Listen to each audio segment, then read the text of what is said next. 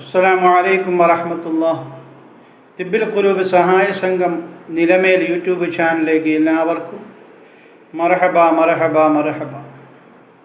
പ്രിയമുള്ളവരെ, ഇന്നിവിടെ പ്രതിപാദിക്കാൻ പോകുന്നത് പരിശുദ്ധമായ ഖുർആനിലെ രണ്ടാമത്തെ അധ്യായമായ സൂറത്തുൽ ബഖറയിലെ 157, 158, 159, 160 എന്നിങ്ങനെ 4 ആയത്തുകളാണ്. ബിസ്മില്ലാഹിർ റഹ്മാനിർ റഹീം.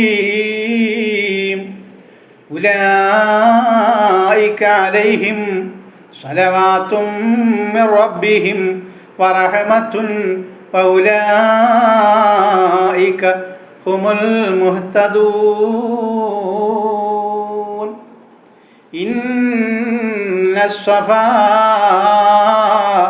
والمروة من شعائر الله فمن حج البيت واعتمر فلا جناح عليه أن يطوف بهما ومن تطوع خيرا فإن الله شاكر عليم. إن الذين يكتمون ما أنزلنا من البينات والهدى من بعد ما بيناه للناس في الكتاب أولئك يلعنهم الله ويلعنهم اللاعنون إلا الذين تابوا وأصلحوا وبينوا فأولئك أتوب عليهم وأنا التواب الرحيم. صدق الله العظيم. അർഹമുറാഹിമായ രാജാതിരാജനായ മലിക്കുൽ ജബ്ബാറായ അല്ലാഹുവേ, ഞങ്ങൾ അറിഞ്ഞുകൊണ്ടും അറിയാതെയും രഹസ്യമായും പരസ്യമായും ഒരുപാട് തെറ്റുകൾ ചെയ്തു പോയ പാപികളാണ് റഹ്മാനേ. ഈ പരിശുദ്ധമായ റമളാന്റെ ബർക്കത്ത് കൊണ്ട്, അവിടുത്തെ പോരിശ കൊണ്ട് ഞങ്ങളുടെ സർവ്വ പാപങ്ങളും നീ ഞങ്ങൾക്കെല്ലാവർക്കും വിട്ടുപുറത്ത് മാപ്പാക്കി തരണേ അല്ലാഹ്. ഞങ്ങൾക്കെല്ലാവർക്കും ആഫിയത്തോടുകൂടിയുള്ള ദീർഘായുസ്സ് നൽകണേ റഹ്മാനേ. അല്ലാഹുവേ, ബുദ്ധിമുട്ടുകൾ പ്രയാസങ്ങൾ ഉള്ളവരുണ്ട് റബ്ബേ. എല്ലാവരുടെയും ബുദ്ധിമുട്ടുകളും പ്രയാസങ്ങളും ഒക്കെ മാറ്റിക്കൊടുത്തവർക്കെല്ലാം ഖൈറും ബർക്കത്തും സന്തോഷവും കൊടുക്കണേ റഹ്മാനേ. അല്ലാഹുവേ, തിബ്ബിൽ ഖുലൂബ് സഹായ സംഘത്തെ ആശ്രയിച്ചു കഴിയുന്ന സാധുക്കളായ ഹാർട്ട് അറ്റാക്ക് രോഗികൾക്ക് വേണ്ടി ഒരുപാട് സഹായങ്ങൾ ചെയ്യുന്നവരുണ്ട് അല്ലാഹ്. അവരെല്ലാം നീ സഹായിക്കണേ റഹ്മാനേ. അവരെ ആരെയും നീ പരാജയപ്പെടുത്തല്ലേ അല്ലാഹ്. അല്ലാഹുവേ, ദുനിയാവിലും ആഖിറത്തിലും അവരെയും ഞങ്ങളെയും രക്ഷപ്പെടുത്തണേ റഹ്മാനേ. അല്ലാഹു പറയുകയാണ്, ഉലൈക അലൈഹിം സലവാത്തും മിർ റബ്ബിഹിം വറഹ്മത്തുൻ വഉലൈക ഹുമുൽ മുഹ്തദൂൻ. എന്തോ നല്ലതുപോലെ മനസ്സിലാക്കണം. എന്തോരം ബുദ്ധിമുട്ടും പ്രയാസങ്ങളും ഒന്നിനു മുകളിൽ ഒന്നായി വന്നാലും ക്ഷമിക്കുകയും നമസ്കരിച്ചതിന് ശേഷം അല്ലാഹുവിനോട് ദുആ ചെയ്യുകയും എന്തെങ്കിലും മുസീബത്ത് വന്ന് ഭവിച്ചാൽ ഇന്നാ ലില്ലാഹി വ ഇന്നാ ഇലൈഹി റാജിഊൻ എന്ന് പറയുകയും ചെയ്യുന്ന സത്യവിശ്വാസികൾക്കാണ് തങ്ങളുടെ രക്ഷിതാവിങ്കൽ നിന്നുള്ള അനുഗ്രഹങ്ങളും കാരുണ്യവും ലഭിക്കുക നബിയേ. നേർമാർഗം പ്രാപിക്കുന്നവരും അവർ തന്നെയാണ് നബിയേ. അല്ലാഹു ഉണർത്തുകയാണ്, ഇന്ന സ്വഫാ വൽ മർവത മിൻ ശആഇരില്ലാഹ്. സഫായും മർവായും അള്ളാഹുവിൻ്റെ ചിഹ്നങ്ങളിൽ പെട്ടവയത്രേ. അള്ളാഹുവിൻ്റെ ചിഹ്നങ്ങളാണ് ഏത്? സഫയും മർവയും. എന്നിട്ട് അള്ളാഹു പറയുകയാണ്, ഫമൻ ഹജ്ജൽ ബൈത അവ ഇഅ്തമറ ഫലാ ജുനാഹ അലൈഹി അൻ യതവഫ ബിഹിമാ. അതുകൊണ്ട് മക്കയിലെ ആദരണീയമായ മന്ദിരത്തിൽ ചെന്ന് ആരെങ്കിലും ഹജ്ജോ ഉംറയോ ചെയ്യുന്ന പക്ഷം അവയെ പ്രദക്ഷിണം ചെയ്യുന്നതിൽ അവന് കുറ്റമൊന്നുമില്ല. വമൻ തതവ്വഅ ഖൈറൻ ഫഇന്നല്ലാഹ ശാകിറുൻ അലീം. ആരെങ്കിലും സ്വമേധയാ നന്മ ചെയ്യുന്നു എങ്കിൽ അല്ലാഹു കൃതജ്ഞനും യാഥാർത്ഥ്യം നല്ലപോലെ ഗ്രഹിക്കുന്നവനുമാകുന്നു. ഇന്നല്ലദീന യക്തുമൂന മാ അൻസൽനാ മിനൽ ബയ്യിനാതി വൽ ഹുദാ മിൻ ബഅദി മാ ബയ്യനാഹു ലിന്നാസി ഫിൽ കിതാബ് ഉലൈക യൽഅനുഹുമുല്ലാഹു വയൽഅനുഹുമുൽ ലാഇനൂൻ. അല്ലാഹു പറയുകയാണ്, ഞാൻ അവതരിപ്പിച്ചതിനെയും സത്യം ഗ്രഹിക്കാനുള്ള വ്യക്തമായ ദൃഷ്ടാന്തങ്ങളെയും ജീവിത വിജയത്തിലേക്കുള്ള മാർഗദർശനത്തെയും ജനങ്ങൾക്ക് വേദഗ്രന്ഥത്തിൽ ഞാൻ വെളിപ്പെടുത്തി കൊടുത്ത ശേഷം അത് മറച്ചു വയ്ക്കുന്നവരെയാണ് അല്ലാഹു ശപിക്കുക. ശപിക്കുന്ന എല്ലാവരും ശപിക്കുന്നതും അവരെ തന്നെയായിരിക്കും കേട്ടോ. അപ്പോൾ ശപിക്കുന്നത് ആദ്യമായിട്ട് അല്ലാഹു ഖുർആനിൽ നമ്മളിങ്ങനെ വന്ന വഴിക്ക് ആദ്യം കിട്ടിയതാണ്. അപ്പോൾ ശപിക്കുന്നത് ആരെയാണ്? അല്ലാഹു. വ്യഭിചരിച്ചവരെയാണോ? അല്ല. കള്ളു കുടിച്ചവരെയാണോ? അല്ല. ഇതിൽ നിന്ന് നമുക്ക് മനസ്സിലാവുന്നത് പുരോഹിത വർഗങ്ങളെയാണ് അല്ലാഹു ശപിക്കുക. മനസ്സിലായി എന്ന് പറഞ്ഞാൽ അല്ലാഹു പറഞ്ഞ കാര്യങ്ങൾ അവതരിപ്പിച്ചത്, സത്യം ഗ്രഹിക്കാനുള്ള വ്യക്തമായ ദൃഷ്ടാന്തങ്ങൾ, ഇതെല്ലാം മനുഷ്യനിലേക്ക് വന്നു കഴിഞ്ഞിട്ടും അത് വെളിപ്പെടുത്തിയതിന് ശേഷവും അത് മറച്ചു വയ്ക്കുന്നു. പുരോഹിതന്മാരാണല്ലോ കൂടുതലും ഇത് പഠിക്കുന്നത്. അത് മറച്ചു വയ്ക്കുന്നവരുണ്ട്. അവർക്ക് അള്ളാഹുവിൻ്റെ ശാപം മാത്രവുമല്ല, ശപിക്കുന്ന എല്ലാവരും ശപിക്കുന്നതും അവരെ തന്നെയാണ്.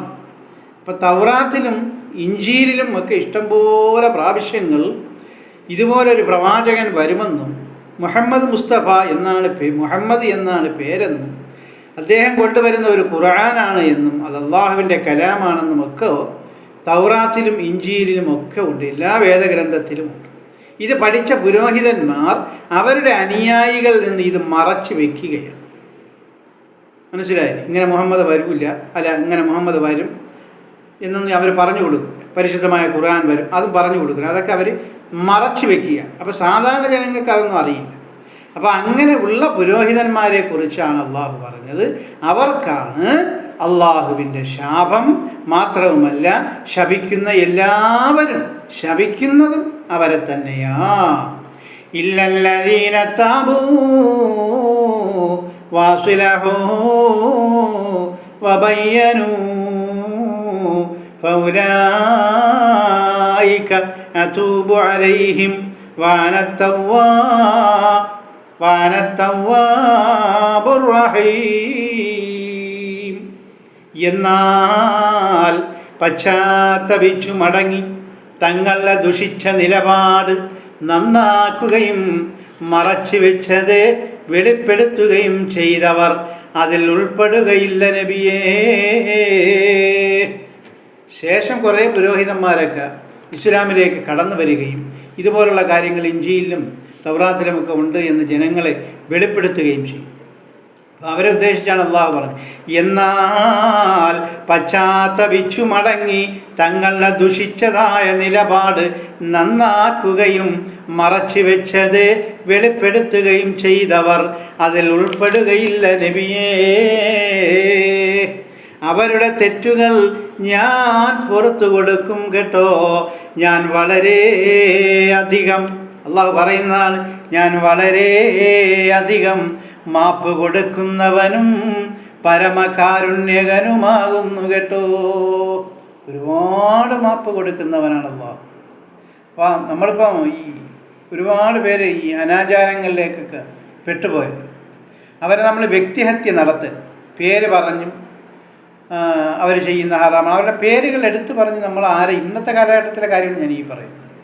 ആരെയും നമ്മൾ ആക്ഷേപിക്കുകയോ തെറിവിളിക്കുകയോ തന്തയ്ക്ക് വിളിക്കുകയോ ചെയ്യരുത്. കാരണം അവർ പശ്ചാത്തപിച്ച് മടങ്ങി വന്നാൽ അള്ളാഹു പുറത്തു കൊടുക്കുമെന്ന്. അള്ളാഹു പുറത്തു കൊടുക്കുമെന്ന് മാത്രമല്ല, അവൻ വളരെയധികം പുറത്തു കൊടുക്കുന്നവനുമാണെന്നാണ് ഈ ആയത്തിൽ നിന്ന് നമുക്ക് മനസ്സിലാവുന്നത്. ഈ ആയത്ത് അങ്ങനെയാണ് പറയുന്നത്. അപ്പം നമ്മൾ തെറിവിളിച്ച നമ്മളോ ആരായി? നമ്മൾ നരകത്തിൻ്റെ അവകാശിയാവും. അതിലേക്ക് അദ്ദേഹത്തിൻ്റെ പൊരുത്തം പേടിക്കണം. ഇന്നിപ്പോൾ യൂട്യൂബ് ചാനലുകൾ ഫേസ്ബുക്കൊക്കെ തുറന്നു കഴിഞ്ഞാൽ വ്യക്തിഹത്യ നടത്തുകയാണ്. ഓരോരുത്തർ ചുമ്മാ ഈ പൈസയ്ക്ക് വേണ്ടി ആയിരിക്കും ചീത്ത വിളിയും.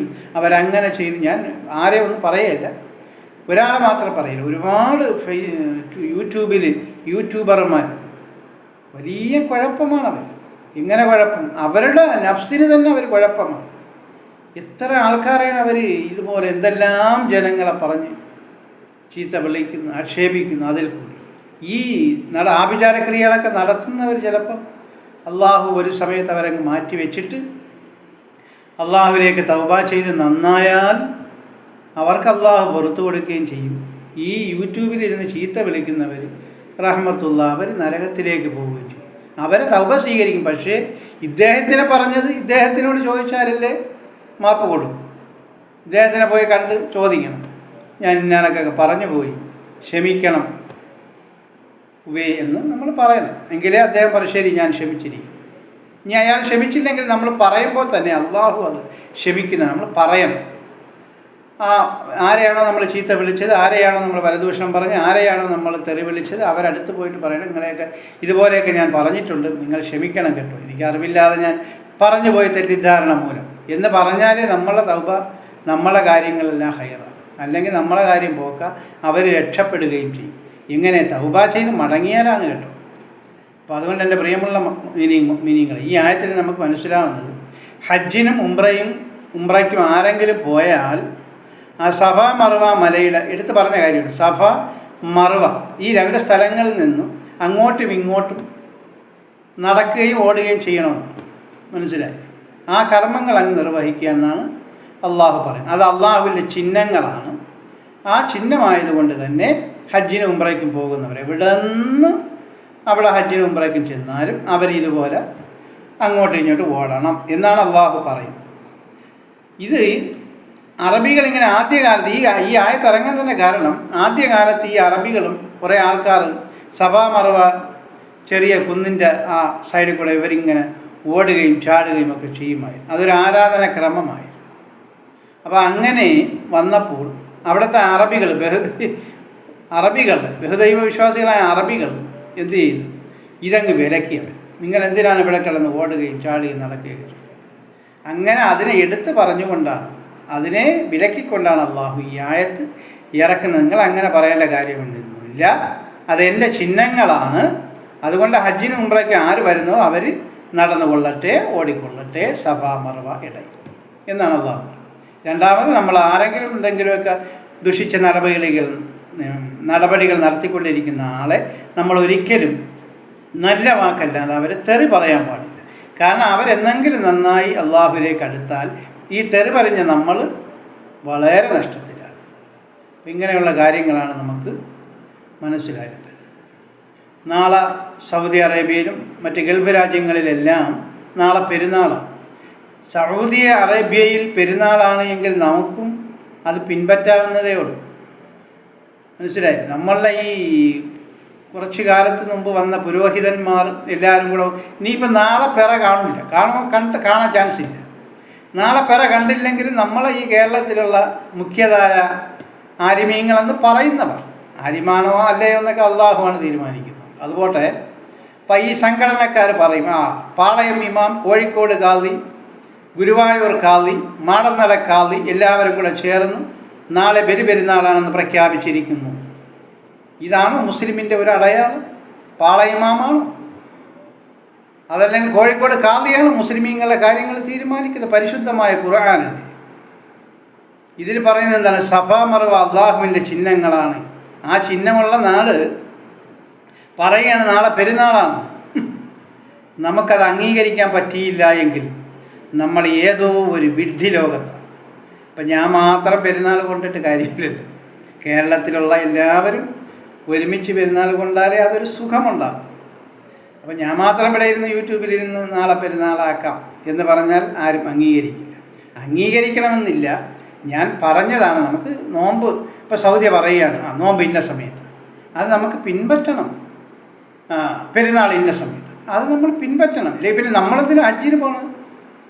അപ്പോൾ സൗദി അറേബ്യ നമുക്ക് പിൻപറ്റാം. ഈ ഖുർആനും അങ്ങനെയാണല്ലോ, സഭ മറുവ അതെല്ലാം ആ രണ്ടും എൻ്റെ ചിഹ്നങ്ങളാണ് നബിയെ, അതുകൊണ്ട് നിങ്ങൾ അതിനെ ആദരിക്കണം എന്നാണ് അള്ളാഹു ഈ ആയത്തിൽ പറഞ്ഞത്. അപ്പം നമുക്ക് അവർ പെരുന്നാളാണെങ്കിൽ നമുക്ക് പെരുന്നാൾ. അതുപോലെ തന്നെ ഈ ഒമാൻ എന്ന് പറഞ്ഞാൽ ഒരു ദരിദ്രവാസി നാടാണ്, മനസ്സിലായി. അപ്പോൾ അവിടെ ഇതുപോലുള്ളതായ ഈ കേരളത്തെ പോലുള്ളതായ കുറേ അലപനാദി ആലിമീങ്ങളെന്ന് നടിക്കുന്നവർ അവർ ഇതുപോലെ ഫത്വ പുറപ്പെടും, നമ്മൾ കണ്ടില്ല. ഇവരെയൊക്കെ കണ്ണ് അത്രയ്ക്കും വലിയ ഒരു തേജസ്വരൂപിയാണ്, ഒരു പിറയൊക്കെ കാണാൻ ഇല്ലല്ലോ. അപ്പോൾ സൗദിയിൽ അതിനുള്ള സംവിധാനങ്ങളും കാര്യങ്ങളും എല്ലാം ഉണ്ട്. അപ്പോൾ അവരിങ്ങനെ നിരീക്ഷിച്ചു കൊണ്ടിരിക്കും, മനസ്സിലായി.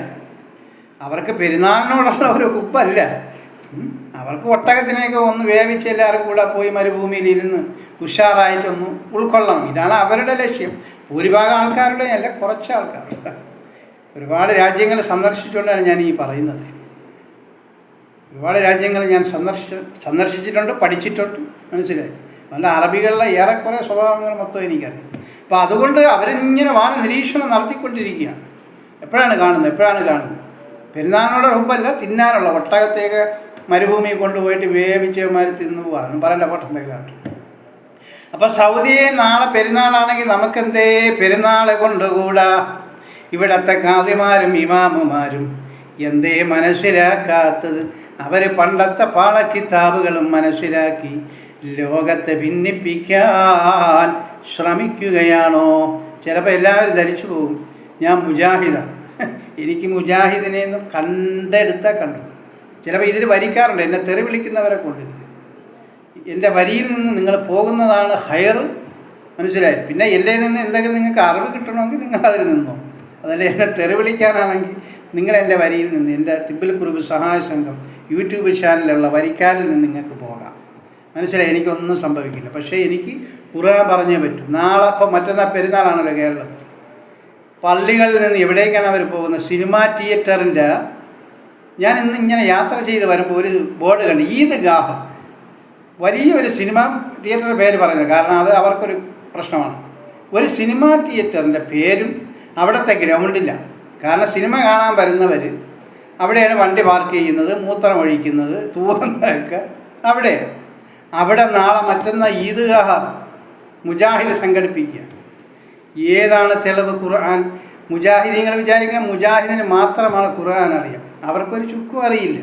അതുപോലെ സുന്നികൾ വിചാരിക്കുന്ന സുന്നിയേക്കാൾ എന്തൊക്കെ, അവർക്കും കുറേ പാളക്കിത്താവ്. ഖുർആൻ എനിക്ക് സത്യമായിട്ട് എനിക്ക് തോന്നുന്നത് ഈ 6666 ആയത്ത് ശരിക്കും ആരെങ്കിലും പഠിച്ചിട്ടുണ്ടോ? അതിൻ്റെ ആശയങ്ങൾ മനസ്സിലാക്കിയിട്ടുണ്ടോ എന്നെനിക്കിപ്പം വളരെ ചിന്തനീയാവസ്ഥയാണ്, ചിന്തിക്കേണ്ട ഒരവസ്ഥയാണ്.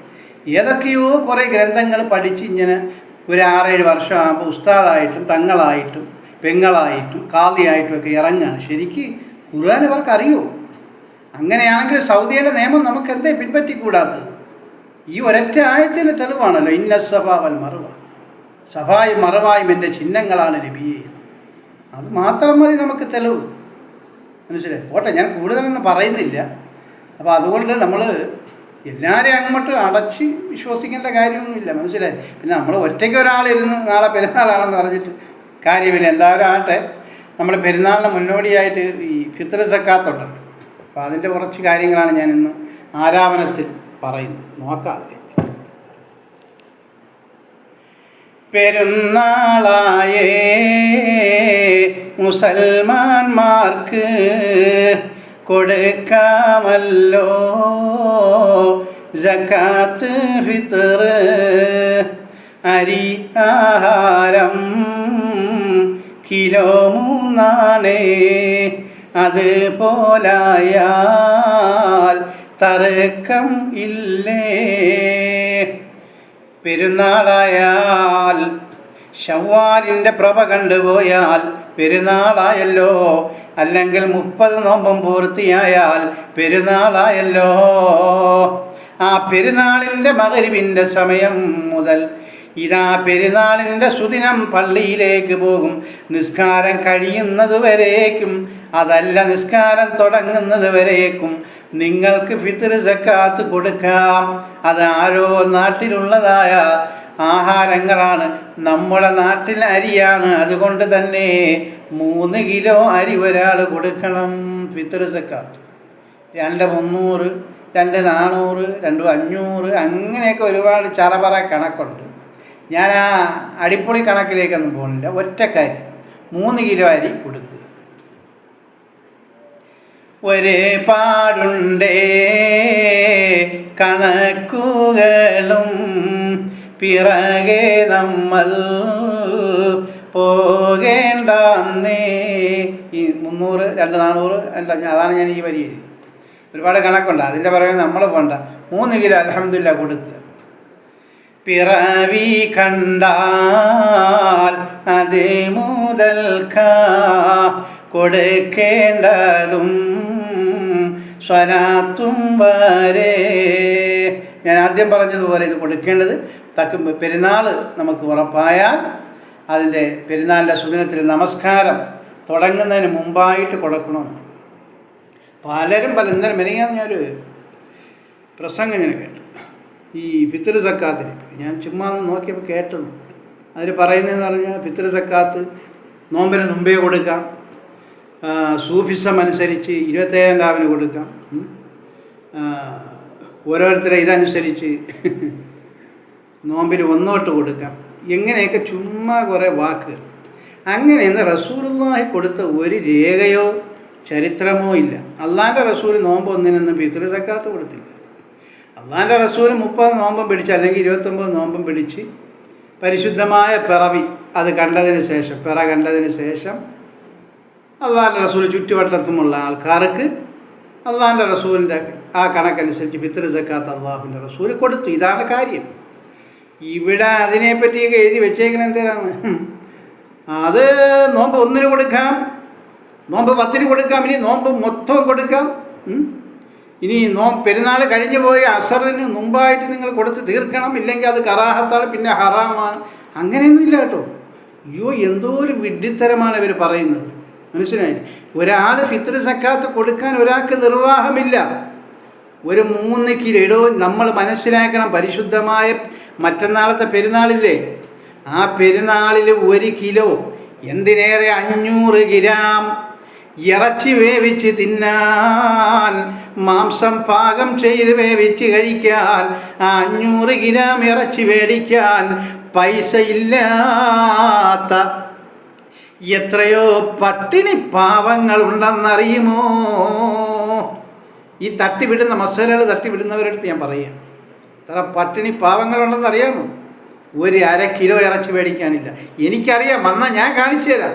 100 കണക്കിന് പേര്, മനസ്സിലായില്ലേ? പെരുന്നാളൊക്കെ വരുമ്പോൾ അവർക്കൊരു ആദിയാണ്, റബ്ബേ നാളെ എൻ്റെ മക്കൾക്ക് 1/2 കിലോ ഇറച്ചി മേടിച്ച് കൊടുക്കാൻ അവരുടെ കയ്യിൽ പൈസ ഇല്ല. ആദിയാണ്. എത്രയോ പേര് വിളിച്ച് പറഞ്ഞിട്ടുണ്ട്. അപ്പോഴാണ് ഇവർക്ക് ഈ 3 കിലോ അരി എങ്ങനെ അവർ കൊടുക്കും? അത് ഈ മുസ്ലിയാക്കന്മാർ പറഞ്ഞു. പിന്നെ അതങ്ങ് ഹറാമായി, പിന്നെ അത് നരകത്തിൻ്റെ അവകാശിയായി. അങ്ങനെയൊന്നുമില്ല കേട്ടോ. കഴിവുള്ളവൻ ആ 3 കിലോ 2 4 കണക്കെന്തെങ്കിലും ആവട്ടെ, 3 കിലോ അരി കഴിവുണ്ടെങ്കിൽ നിങ്ങൾ ഫിത്ർ സക്കാത്തായിട്ട് കൊടുക്കും. പിന്നെ അതിൻ്റെ മസാല പറയുന്നത് വേറെ. രണ്ട് കാര്യങ്ങളാണതിൽ. എന്ത് രണ്ട് കാര്യം? ഒന്നെന്താണെന്ന് അവർ പറയുന്നതാണ് ഇപ്പം. ഒന്നെന്താണെന്നറിയുമോ? ഒന്ന്, മനുഷ്യൻ പട്ടിണി കിടക്കാൻ പാടില്ല. പിന്നെ ഒരു 3 കിലോ പച്ച അരി അങ്ങോട്ട് കൊണ്ടുചെന്ന ആൾക്കാരുടെ പട്ടിണി അങ്ങ് മാറും ആരെങ്കിലും. ഉപ്പ് വേണം, മുളക് വേണം, അതിനുള്ള വേണ്ടുന്ന എരിശീരികൾ മൊത്തം വേണം, എങ്കിലേ അവർക്ക് പട്ടിണി മാറും. അല്ല പച്ച അരി കൊണ്ടുചെന്ന് അവരെന്തിനാ ഇങ്ങനെ പുഴുങ്ങി തിന്നും? പറയുന്നതിനൊക്കെ ഒരു ഉളുപ്പ് വേണ്ടേ, ഒരു മണ്ട വേണ്ടേ? അള്ളാഹുവിൻ്റെ പരിശുദ്ധമായ കലാമുകൾ ഗവേഷണം ചെയ്യുമ്പോൾ അതിന് മണ്ട വേണം, ചിന്തിക്കണം. അള്ളാഹു പറയുന്ന തത്തഫക്കറൂൻ, നിങ്ങൾ ചിന്തിക്കണം, ചിന്തിച്ച് നിങ്ങൾ പരിശുദ്ധമായ എൻ്റെ കലാമിനെ നിങ്ങൾ മനസ്സിലാക്കുക. എന്തെങ്കിലുമൊക്കെ വിഡ്ഢിത്തരങ്ങൾ പറയുക. നമ്മളെ വരിയിലേക്ക് പോകാം. ഞാൻ കൂടുതൽ പറഞ്ഞ ഇമോഷണലായി പോട്ടെ. സമയങ്ങളും ചിലത് വേറെ പറയുന്നുണ്ടേ, അത് ഹക്കാണോ? ഞാൻ പറഞ്ഞതാണ്, ആ സമയങ്ങൾ കുറേയൊക്കെ ഞാൻ പറയുന്നുണ്ട്. അത് ശരിയാണോ, അത് യാഥാർത്ഥ്യമാണോ എന്നുള്ളത്. ശരിയായത് ഇതാ ഞാനുമേ പറഞ്ഞതാണേ, അതാണേ ഹക്ക്. റസൂലുള്ളാഹി ചെയ്തതാണ് ഞാൻ പറഞ്ഞത്. റസൂലുള്ളാഹി പെരുന്നാളിൻ്റെ അന്ന് ഫിത്ർ സക്കാത്ത് കൊടുത്തിട്ടുണ്ട്, അതുപോലെ സന്ധ്യാസമയങ്ങളിൽ കൊടുത്തിട്ടുണ്ട്. മനസ്സിലായി? അപ്പോൾ അതാണ് ഞാനിവിടെ പറഞ്ഞത്. ചിലവൊക്കെയും കൊടുക്കേണ്ടവർ അവർക്കും കൂടെ കൊടുത്തേക്കണേ. നമ്മൾ ആർക്കെങ്കിലും എന്തെങ്കിലുമൊക്കെ ചിലവ് കൊടുക്കുമല്ലോ, നമ്മളെ മക്കൾ അങ്ങനെയൊക്കെ ഉള്ള. അപ്പോൾ ഒരു വീട്ടിൽ 5 പേരുണ്ടെങ്കിൽ 5 പേർക്ക് ആ ഗൃഹനാഥൻ ചിലവിന് കൊടുക്കണം. അപ്പോൾ ആ 5 പേർക്കും ഈ ഫിത്ർ സക്കാത്ത് കഴിവുണ്ടെങ്കിൽ കൊടുക്കണം. പിടിച്ചു പറിച്ചൊന്നും കൊടുക്കാമെന്ന് ഇസ്ലാം പറയുന്നത്. ഇതിപ്പോൾ ഇവരെയൊക്കെ പ്രസംഗം കേട്ടാൽ പിടിച്ചു പറിച്ച് കൊടുക്കണം. 5 പേരുണ്ടെങ്കിൽ 15 കിലോ അരി. ഇവ എവിടെ പോവും? ഇന്നത്തെ സ്വാധീനം വെച്ച്, ഇന്നത്തെ സാഹചര്യം വെച്ച് 15 കിലോ അരി മേടിച്ചു കൊടുക്കാൻ വല്ല നിവൃത്തിയുള്ള എത്ര പേരുണ്ട്? ഒരുപാട് പേര് ഇല്ല, ഈ പട്ടിണി പാവങ്ങൾ. അവരെ കൊണ്ട് കഴിയും. അപ്പോൾ ഈ പറയുന്നതിന് ഒരു മയമൊക്കെ വേണ്ടേ? അപ്പോൾ ചിലവ് കൊടുക്കാൻ 5 പേരുണ്ടെങ്കിൽ ഒക്കുന്ന നിങ്ങൾ ചെയ്താൽ മതി. അള്ളാഹു താഴോട്ട് പറയുന്നത് എന്താ? ഞാൻ വളരെ പൊറുക്കുന്നവനാണ്. ഈ ഫിത്ർ സക്കാത്തൊന്നും ദീനിൻ്റെ ലക്ഷ്യമല്ല, അതൊക്കെ ദീനിലേക്ക് അടുക്കുന്നതിൻ്റെ ഒരു മാർഗമാണത്. അപ്പോൾ അതിന് നമ്മൾ വലിയ നമ്മൾ മനസ്സ് പഠിപ്പിക്കുന്ന കാര്യങ്ങളൊന്നും പറഞ്ഞു പോകും. അപ്പം നമ്മൾ 5 പേരുണ്ടെങ്കിൽ കൊടുക്കാൻ കഴിവുണ്ടെങ്കിൽ എന്ത് ചെയ്യുക? 3 കിലോ അരി വെച്ച് ഈ 5 പേർക്കും കൊടുക്കുക. പിന്നെ കൊടുക്കുമ്പോൾ നമ്മൾ നിയ്യത്ത് ചെയ്യണം. അതിന് തെറ്റിദ്ധാരണ. നമ്മൾ നിയ്യത്ത് ചെയ്യണം, നമ്മൾ കൊടുക്കാൻ തന്നെ അല്ലാഹുവേ ഇതെൻ്റെ ഫിത്റാണ്, ഇതെൻ്റെ ഫിത്ർ സക്കാത്താണ്, നീ സ്വീകരിക്കണേ അല്ലാ എന്ന് പറഞ്ഞിട്ട് അല്ലാഹുമ്മ യഗ്ഫിർ ലിൽ മുഅ്മിനീന വൽ മുഅ്മിനാത്ത് വൽ മുസ്ലിമീന വൽ മുസ്ലിമാത്ത് എന്ന് പറയണമെന്ന്.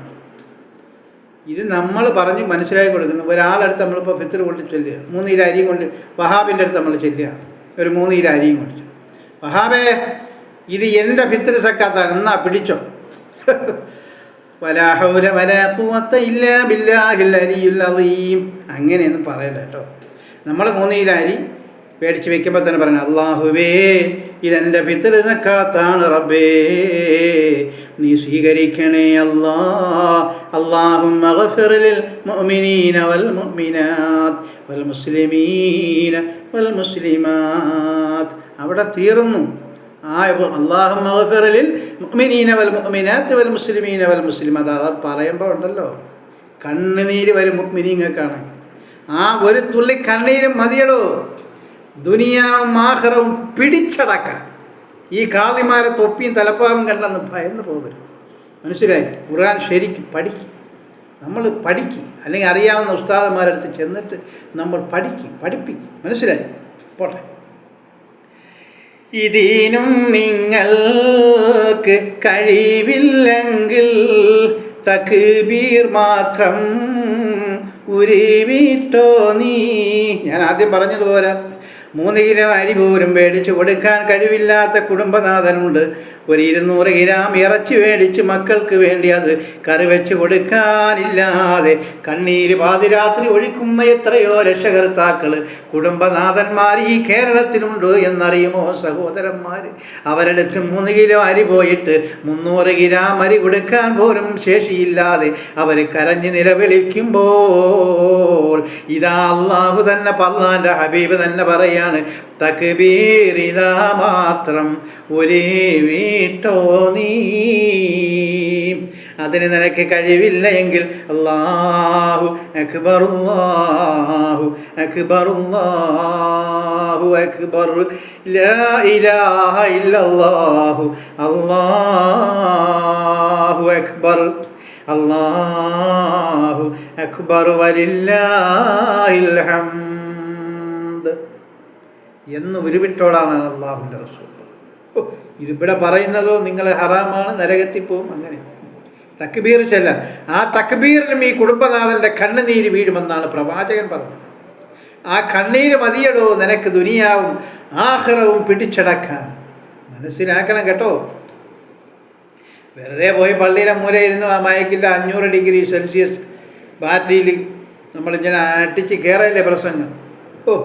റഹ്മത്തുല്ലാലമീൻ മാരെയൊക്കെ അള്ളാഹു കാക്കട്ടെ. പടച്ച റബ്ബ് അറിയുന്നുണ്ട് അവരെ അവസ്ഥ തന്നെയെന്ന, പേടിക്കണ്ട ഭയപ്പെടേണ്ട, പടച്ചവനും കരുണാനിധിയാ. 3 കിലോ അരി ഫിത്ർ സക്കാത്ത് കൊടുക്കാൻ കഴിവില്ലാത്ത മനുഷ്യ, നിനക്ക് അല്ലാഹുവിൻ്റെ തക്ബീർ ധ്വനികൾ മതി കേട്ടോ. റബ്ബിന് എല്ലാ കാര്യങ്ങളും അറിയാം. അതുകൊണ്ട് നിങ്ങൾ ബേജാറാവണ്ട, ഭയപ്പെടണ്ട കേട്ടോ.